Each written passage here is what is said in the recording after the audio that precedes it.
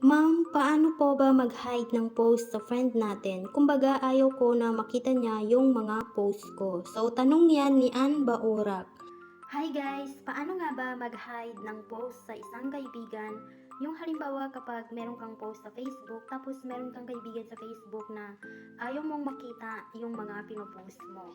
So kung gusto mong malaman kung paano, panoorin mo lang ang buong video na ito. So dito guys, punta lang tayo sa ating mga Facebook account, tapos punta lang tayo sa ating profile. And then dito scroll up natin, tapos dito sa post. So, magpo-post lang tayo or mag-post tayo dito ng kahit ano. So, dito guys, kapag nakapili na kayo ng ipo-post nyo, ay may makikita kayong public dito sa ibaba ng inyong pangalan. So, i-click nyo lang yan.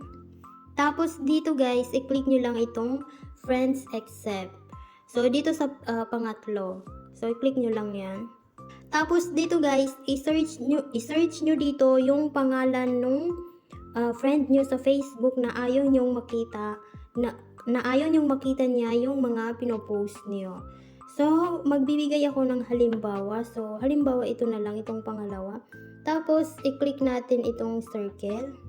So, kapag nakapili na kayo, ay magiging red yan siya guys. And then, i-click nyo lang itong done. So, ayan. Nakalagay na dito yung pangalan nung friend mo sa Facebook na ayaw mong makita yung mga pinopost mo. So, ayan. So, dito nyo lang siya makikita sa Friends Accept. So, sa lahat ng friend mo sa Facebook, ay ito siya lang ang hindi makakakita ng pinopost mo. So, accept lang sa kanya. So, yung mga friends mo na iba ay makikita nila. So, yung nilagay mo lang dito na pangalan ang hindi makakakita ng mga pinopost mo. So, kapag tapos mo na yan, i-click mo lang itong done. So, ayan. So, makikita mo na dito yung friends accept. So, hindi na public yung nakalagay. So, ganun lang kadali guys mag-hide ng post sa isang kaibigan sa Facebook kung ayaw mong makita niya yung mga pinopost mo sa Facebook. So, sana may natutunan kayo sa video na ito.